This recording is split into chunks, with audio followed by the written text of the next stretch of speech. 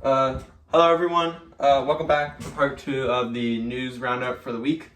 Sorry, if you haven't seen part 1, go watch it before part 2. Sorry, we did have technical issues, so we have to now do a part 2, sadly. But yeah, right. If you're returning, we were talking. The video abruptly ended for part 1.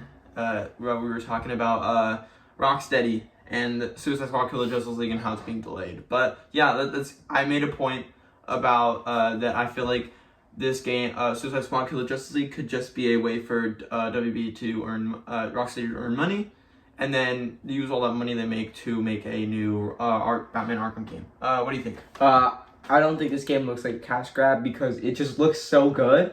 Like, the game looks really good. No, I don't think it's a cash grab.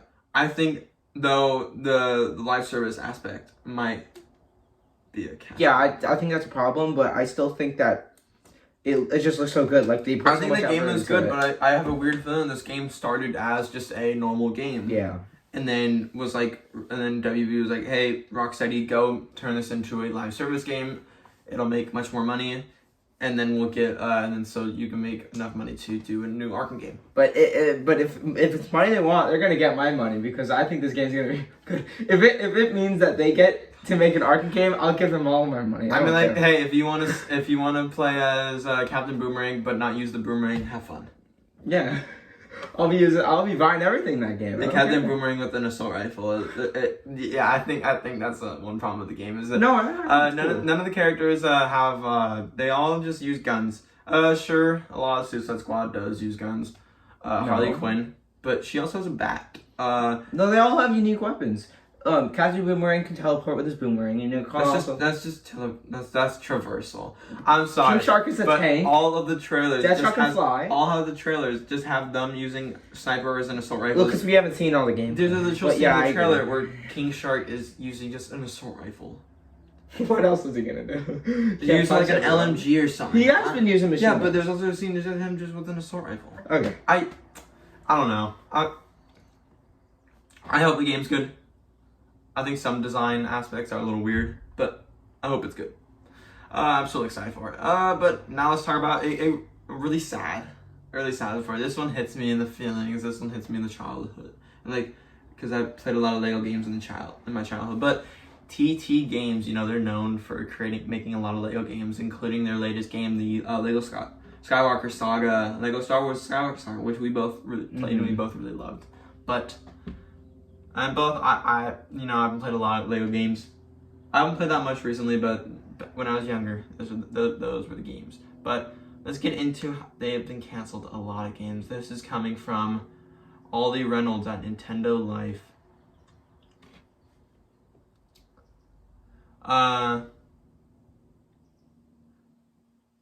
So we have spoken to multiple sources confirming the cancellation of various projects at the studio featuring high-profile IP, including a Lego Disney title that was terminated just last year.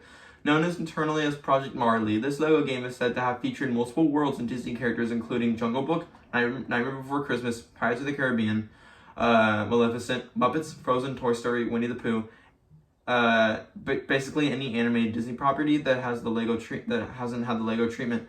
It seems, with the player exploring a large overworld, Diablo-like dungeons. The player's overarching goal was to rid each world of an evil purple force corrupting the environment. The problem is that if that sounds familiar, that's because a similar feature also showed up in Game Lost Disney Dreamlight Valley, which launched in paid early access form on multiple platforms back in September 2022, and also on Xbox Game Pass, which I played it from and I thought it was okay. We're told that the TT team was struggling with the direction of its Lego Disney project, and ultimately that Dreamlight Valley proved to be the final nail in the coffin. It was canned after at least 4 years in development. That's not all the reading. Sorry, I forgot to mention this is going to be a lot of reading, but while that is the largest of the canceled projects, according to our sources, several others, all of which were being built with Unreal Engine, have fallen by wayside at TT Games, including Project Cosmic, a Lego game based on the Guardians of the Galaxy IP, which was also said to feature the Marvel characters Nova and Adam Warlock, was apparently in development for a full 18 months after being scrapped. Project Rainbow Road, a non-Lego shooter featuring Warner Brothers IP, including DC, Rick and Morty, and Looney Tunes, along with Netflix Stranger Things, which reportedly started life as a Funko project at TT Games before developer 1010 was set up and took the Funko license. TT apparently tried to salvage what it had, coming up with different ideas for its own mascot characters, designs to wrap the WB projects around, and then a mobile port of Lego Worlds, known internally as Project Lego X, was originally development by Playdemic, but this was moved over to TT Games when the former was acquired by EA. Additionally, the same sources detail a narrative-based Mandalorian DLC in development for Lego Skywalker Saga. The character is already available in the game as part of prior DLC. It is also said to be in jeopardy, along with new title based on DC's Batman that has apparently been put to one side. It is suggested that development on both these games has stalled thanks to another large project sucking up on the studio's resources, along rumored Skywalker Saga style treatment for the Lego Harry Potter series. Okay, can I start with this one? Yeah, I have a lot of opinions. Before I say anything, the fact that I know a lot of people like Harry Potter, but I'm not a big Harry Potter fan, so I'm just gonna say this. You're like, can I?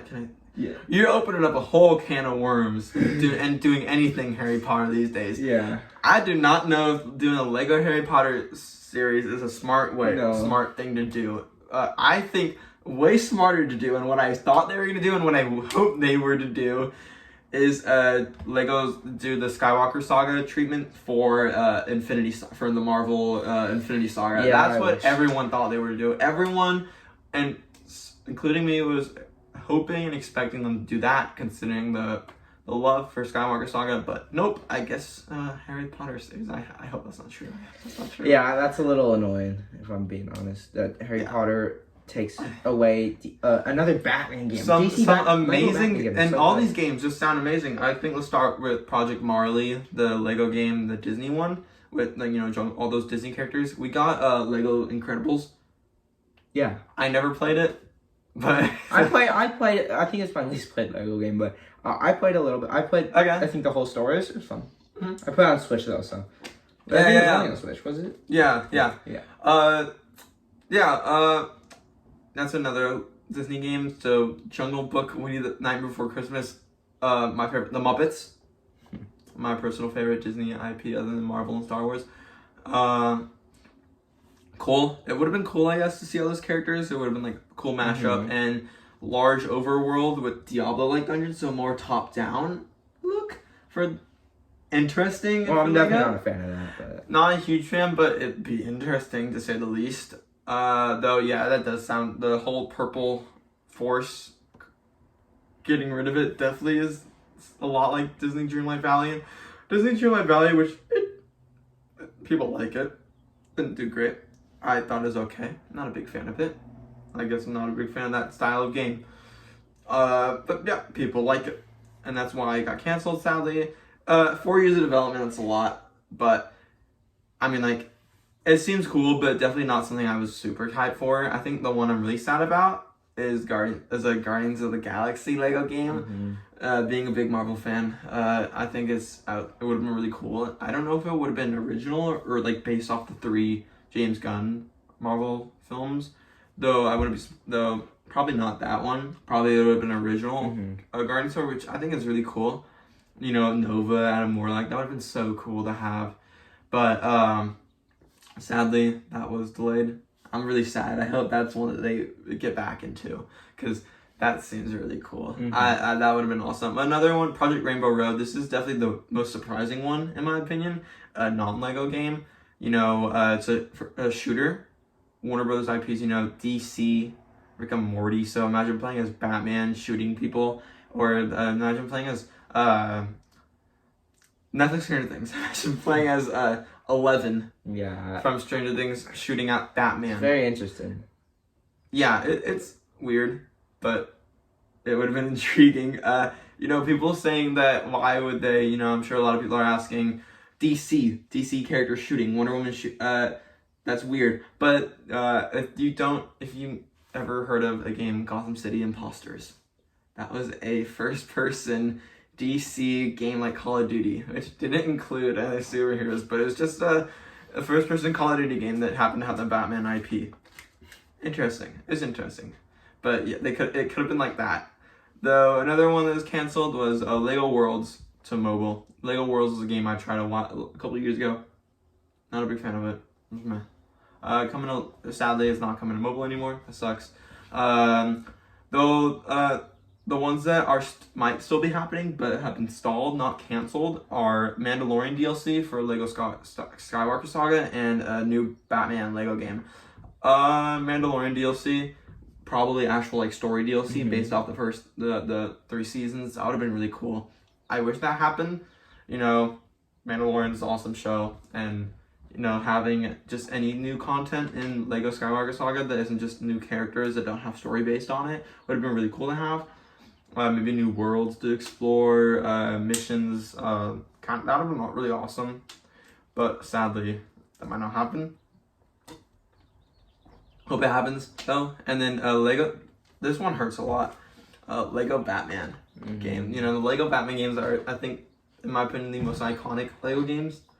They are so good and they're awesome. And I think what was the last Lego Batman game you had? Batman 3.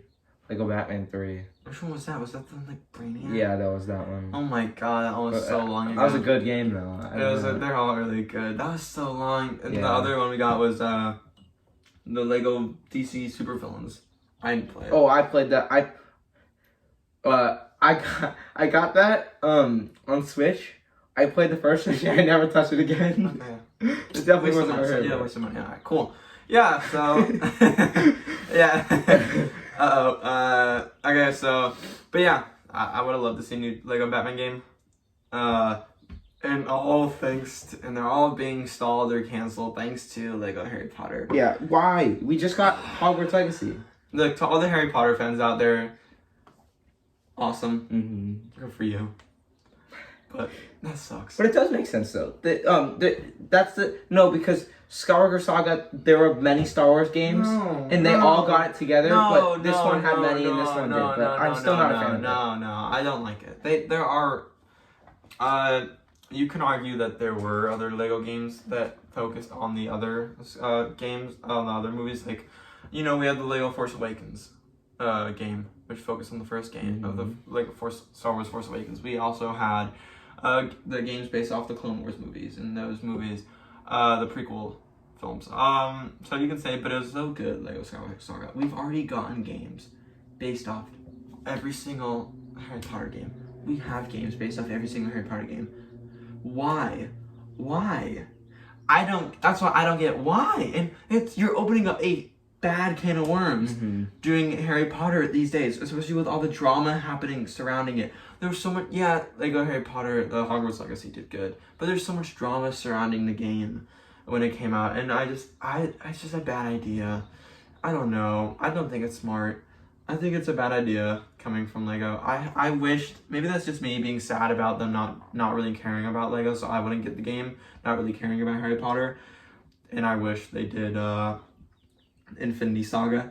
Why? Please, if someone from TT Games is watching this, please, if you're not working on it already, scrap the Lego Harry Potter game, and just please do an Infinity Saga Lego game. That would have been so cool. Oh, that would have been so cool. But yeah. I have one more thing to say on this. This is kind of sad, but with all these Lego games being canceled, it makes me scared that like this is the end of like Lego. No. I know it's not, but the slowdown of Lego. You know, they release it every few years. They release a new Lego game every few years. They're in a slowdown. They're in a slump, but they'll come back. Maybe with this Mandalorian DLC, maybe with this new Lego Batman game, and maybe they'll come back and they'll stay online. They'll say, "Hey, everyone, we canceled the Lego Harry Potter game, and we're doing it. We're doing an Infinity Saga Lego game." That would be awesome. I hope that happens. Yeah, please, if you're from TT Games and you're watching this video, please. I love your games, please. Alright, and then final report. Square Enix. This is a kind of goofy one. let's just say. Square Enix has said that it will have a good pipeline of blockchain games, and that they're very excited for us to play it. If you before I get into the article, blockchain is like NFT. And I'm sure you're already thinking, okay, yeah. So let's get into it. This is coming from Dustin Bailey over at Games Radar. So,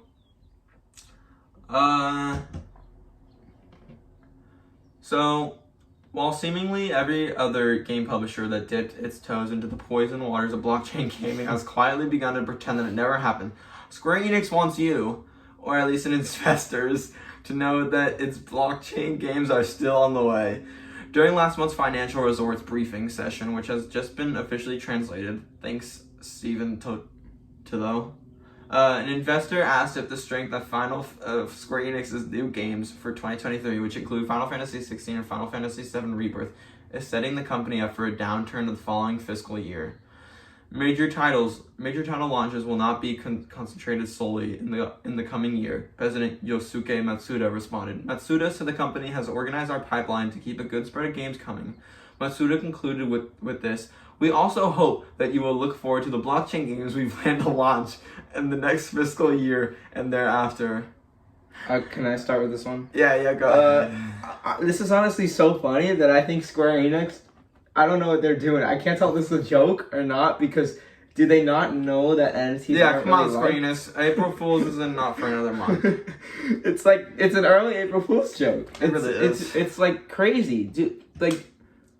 Do they know that NFTs aren't liked? No. I don't understand that. No, That they he don't said really it know. like he's so confident about Blockchain games. isn't just NFT. It's like other stuff. But Yeah, but it's still bad. Blockchain is just dead. Yeah. Every single game that's been blockchain has died, and I'm sure we'll get a lot of crypto bros. It's like they seem so happy about it. And yet, hey, if you're a crypto bro out there and you're excited for this, to all the crypto bros out there, good for you. Congrats. You know, Final Fantasy, Square Enix is making more games for crypto bros. But for all you people that aren't crypto bros, this is just more goofy than anything. It'll be sad. It will end up being sad if they say they're taking time off other games to make these games. That'd be a mistake. I think Square Enix is definitely moving in the wrong direction with these blockchain games. It's a little scary. It was revealed last year. One of my favorite reports in gaming from last year was that Square Enix announced a blockchain game coming out. It has some really goofy name. It was, Square Enix is known for having really goofy video games names. It was like New Eden Risen Soldier, Pipeline, Fallen Sun, Star and Moon. Yeah. It was like a crazy Square Enix title like that. And then it was a blockchain game, and then when they talked about what it was, they said the game was, here's the good part, the game was based off the game would tackle, you collect crypto NFT characters, and the story would be based off, it was overpopulation, climate changes, and tax prices. I'll try to find it. You keep the TikTok. What's your opinions on this? It's so dumb. It's just it's bad. No one wants to play a game about that. It's so bad. I thought Square Enix's games, why are they doing this now? All of a sudden, why are they getting into NFTs? Are they why do they think this is gonna be successful? It's not gonna be. And they're probably gonna make Final Fantasy blockchain as well. Knowing them, they're gonna do that. They're just, I don't really understand what they're doing. I know Square Enix doesn't it's kind of they're falling out of quality lately, but damn, I don't know what they're thinking. Yeah. It sucks. I think it's dumb. It's not the smartest idea, in my opinion. I think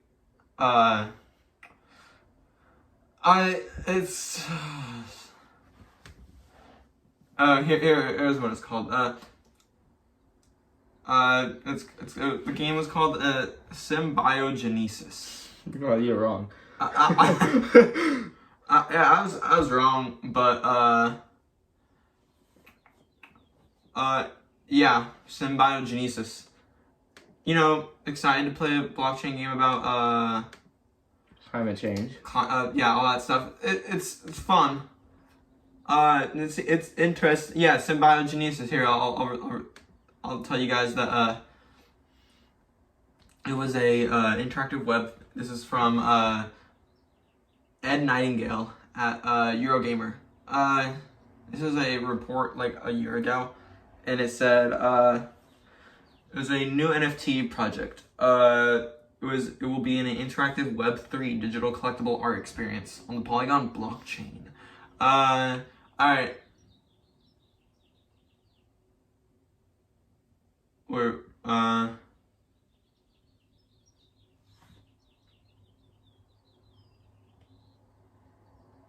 trying to find the. Here, It's all right. not on there. So Symbiogenesis will offer a unique experience built around digital collectible art that is tied to a storyline. Players will unfold in a virtual turn-based adventure. The art evolves in a strategic move a player makes. The project is set on a mysterious floating continent where unique storylines unravel based on information obtaining by holding digital collectible arts that represent different characters. Players can unlock numerous engaging stories about this secretive world and its inhabitants by holding or trading digital collectible arts and can earn them by completing various missions. Players can also replicate and sell digital arts for their characters, sharing their unique storylines with others and working together as a community to complete the mission. That's great. It's interesting. It's very goofy. Yeah, it's goofy. It's a goofy little thing Square Enix is doing.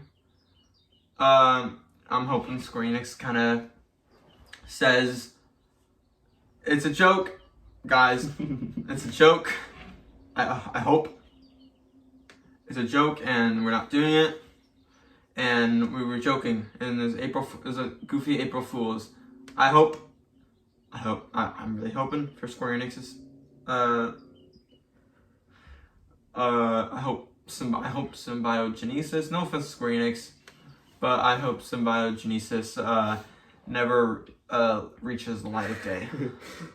That is a game I hope never comes out. Yeah.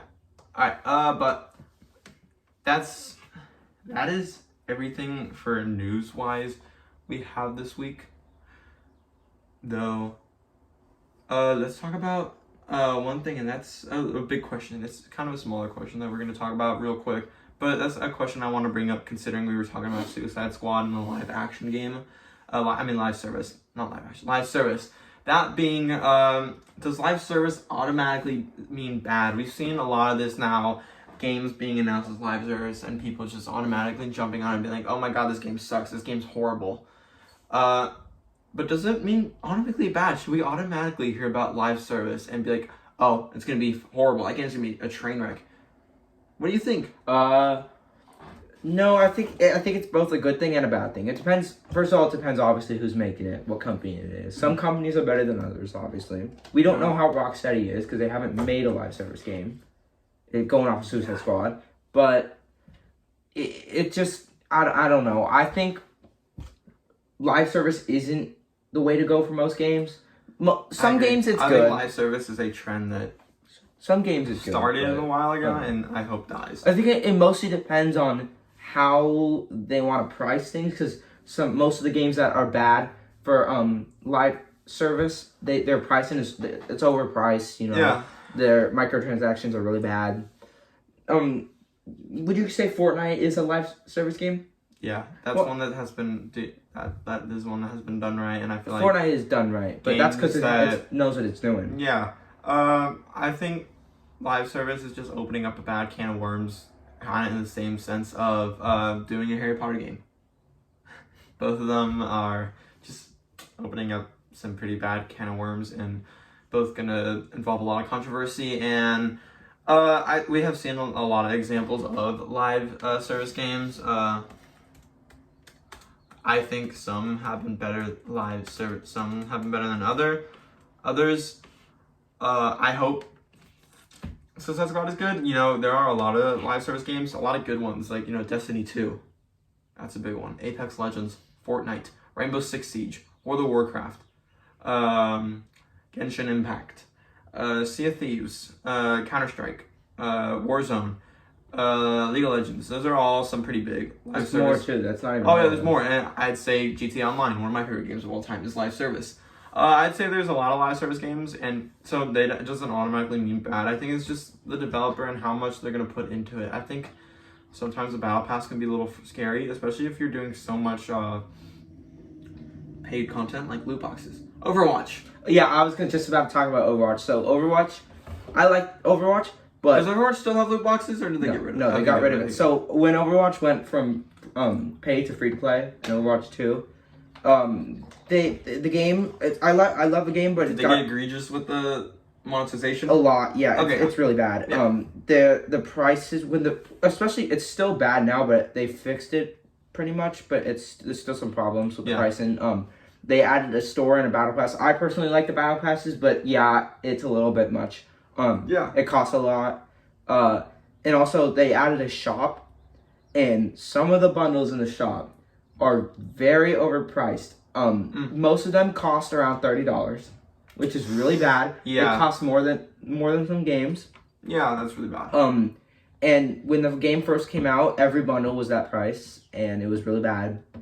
And it was bad. And also to buy like coins in the game, it's really bad. And it's also like one of the biggest problems with the game is that there's like competitive skins you can buy, and there's a different type of currency. There's like so many different currencies in the game, which is also a big problem.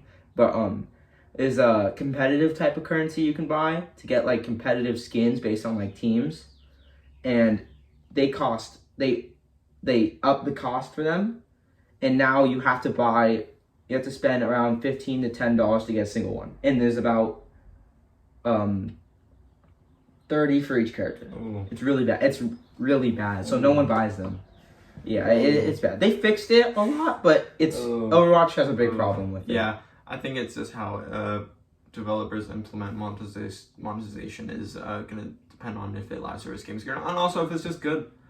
But yeah, that's gonna be all for today. If you enjoyed sorry about having a part 2. If you watched part 1, thank you for coming to see part 2. I know it abruptly ended. That's because we did have technical difficulties. This is only our 3rd week doing it, and we've never done YouTube before, so we're not super tech savvy. So we're just kind of filming this on our phone, and we'll get a call from a random person, and then it'll just stop the video from ending it, and like we don't really know how to edit too well, especially using a phone, and then upload it to YouTube. So we just we work through it, and we do a part 2 video, adapt to the changes. So thank you so much for supporting us, and please, if you enjoyed both part 1 and part 2, please go like and subscribe. Please like both videos, subscribe, and comment. Just also comment if you how you feel about live service, and if we messed up anything in the video, if we got any news wrong or any facts or details, or you just have any comments or something, or maybe a question you want us to talk about in the next video, then definitely put that down in the comments, and we will try to read every single comment. We probably will, because there aren't really that many. But yeah, thank you so much for watching, and have a good rest of your day.